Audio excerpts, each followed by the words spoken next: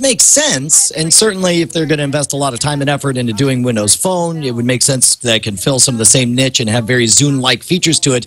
But you got to realize massive success with Apple continuing to make iPods to this very day. Music players are far from dead, and you and I were talking about this earlier, Tom. You saw this as like, well, this isn't just the death of Zune, it's the death of iPods and music players. Yeah, exactly. I mean, I think that Microsoft's doing exactly the right thing, and I actually got a chance to talk to Paul Thurrott on Windows Weekly about this when Leo was out. Zune is a good brand, and even if they change the name, that team can continue to take what they've learned from Zune. But the idea of making a standalone device, I think that ship has sailed. Not that nobody will make them. I will continue to see iPod Touches, and I think we'll continue to see iPod Shuffle type devices from a wide variety of manufacturers.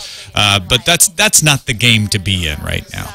Well, I would have agreed with you 3 months ago. It was obvious to me that, like, if there what's smaller than an iPod Nano and an iPod Nothing when it's built into my iPhone automatically. But I worked a high school event, and I was shocked. I did my full Magic show. I must have signed 60 standalone music players. These are all kids who don't have computers, they don't have laptops, and they don't have, their phones. They're not allowed to have phones at a certain age. So instead, they use the iPod Touch as their primary way to contact and interact with people. I get emails from people all over the world about the Scam School show asking for advice or suggesting a trick.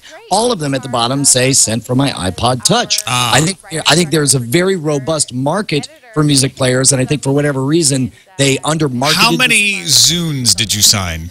Well, and that's just it. And obviously, there's a reason that the Zune is dead. How many Creative Labs did you sign? It's a bummer because the Zune HD, by all accounts, was a great device. Yeah. And I loved what Zune was trying to do with a flat fee, access to dozens of thousands of songs to explore music that you would never otherwise encounter. Which is not going away, by the way. Yes. That's the key point to take away from you. I think a lot of people have a tendency to want to root for, oh, I'm on Team Apple, oh, I'm on Team Microsoft, and nobody wants to root for Microsoft. But I think people on Team Apple want to be like, you suck, Zune. But you don't understand. If you're a fan of music, then you only gain by having two competitors nipping at each other's heels. This is a sad day for music lovers in general if the Zune really is no longer a competitor. The Zune Phone is Windows Phone 7. Zune is still around. There's still competition. Where there's not competition is in the standalone MP3 player market, and I would argue that Zune HD was getting close, but Zune HD was not a competitor to the iPod Touch. The iPod Touch is a small tablet. Right. But and the competitor to the iPod Touch are things like the Galaxy Tab and the BlackBerry Playbook. Right. Well, and the iPod Touch's big ace in the hole, of course, was the App Store. And when there just wasn't as many games, if you couldn't get your Angry Birds on your Zune, what was the point? I don't know, because especially with the Windows Phone having trouble now, I mean, what did we find them discounted for 99 cents on Amazon a few weeks back? That was true a few weeks back, right? It hasn't come out of the gate all gangbusters. You're right. I mean, is it choking? Is it dying and withering on the vine right now? What, Windows Phone 7? I mean, we could do a whole other show on that. I mean, okay. No, it is not. There are new Windows Phone 7s even in today's show that are being announced. So it is Windows Phone 7 is far from dying. Well, as long as the Zune is still a player, and it's like, even if all Zune does is act as a way to keep Apple on its toes, that makes me perfectly happy. All right, let's move on to Time Warner Cable coming out with their TV app for iOS, specifically iPad. The key to this, I mean, Comcast has a thing, Dish has a thing. The key to this is that Time Warner Cable's app allows you to stream 32 of the cable channels you subscribe to live over the app. Dish points out we can do this, but they do it with Sling technology, where you're accessing your device and bringing it over, because Dish owns the Sling box. Time Warner Cable is streaming them straight over the internet direct to your app. So it's a couple different ways to approach the problem, but these are the first people to do that. And this is what we want, right? I subscribe to cable. Maybe I'd continue to subscribe to cable if I can get all of those channels streaming over the internet. So, Brian, you live in a Time Warner Cable area. And that's just it. I am a Time Warner house, and this story came at me out of nowhere. I was so stoked. I immediately installed the app. You want to see an exclusive here? Oh, yeah, let's see it, because I'm excited about this. The idea of having 32 channels streaming on an app, it's right big. to me. You got the logo? Yeah. Time Warner Cable. Watch this. We're going to watch some TV. All right, here it comes. Yeah. That's baloney. The whole reason I want this is so that when I'm, like, out at the park, you know, I can stream my stuff. I don't want to have to be at home. I can just watch my TV when I'm at home. And I guess I can use it in the kitchen or something, but that becomes a lot more limited. Wait, Brian, aren't you at home? Well, that's the thing. I'm not going to be harsh on them for wanting you to watch it at home because this is a soft way to launch the app and get the technology working. But I am at my home and I am using my Time Warner cable modem at the moment, which means all I have is a program that just shows me this screen over and over again. It's ridiculous. So it's a little buggy out of the gate, sounds like. Yes, a little bit buggy out of the gate.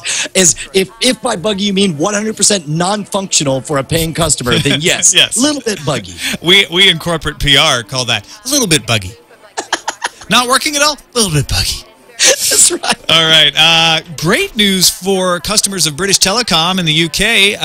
Well, at least customers of certain services they provide. BT is making their UK Infinity service bandwidth cap free. They had caps. I think it was 350 gigabyte cap. They're taking them away. They're saying How often do you ever hear this kind of story? Exactly.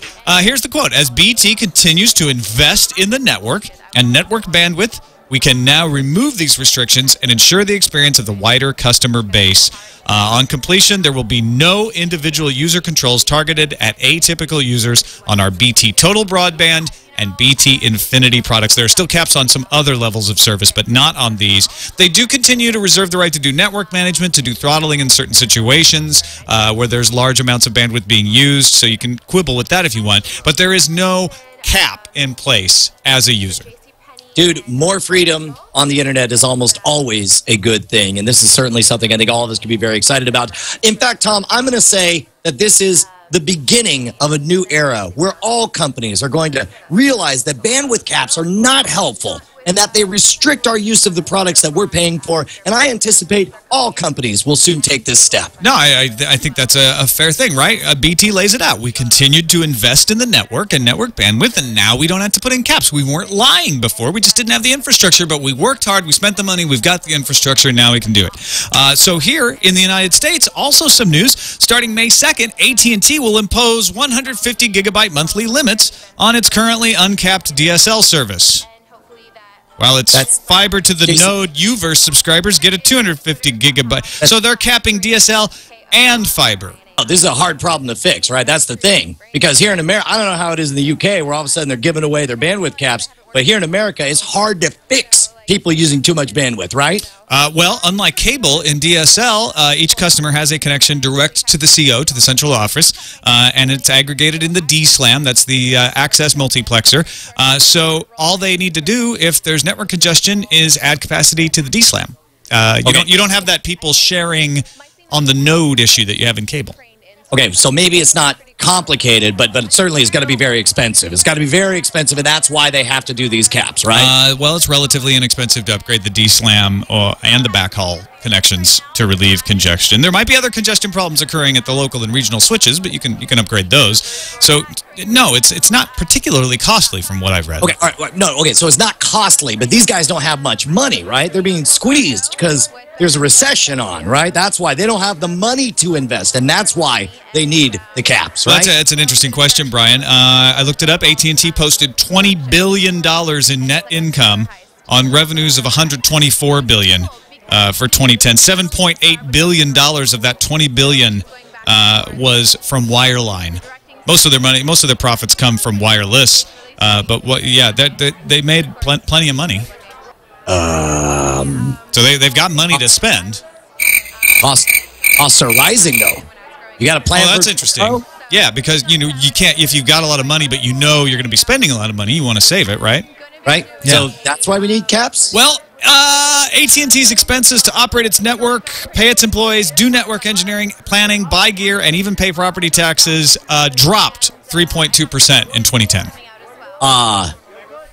Well, I'm starting to wonder whether or not AT&T's new 150 gigabyte DSL data cap is justified, sir. Sure, we can add capacity, and sure, we're making record profits, and sure, our costs are going down, but this is a tough business, Brian, and there are no competitors to hold our feet to the fire, so we're going to do whatever we want. That seems to be the message here.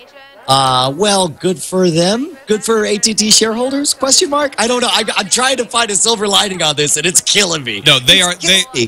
I would venture to say they are lying.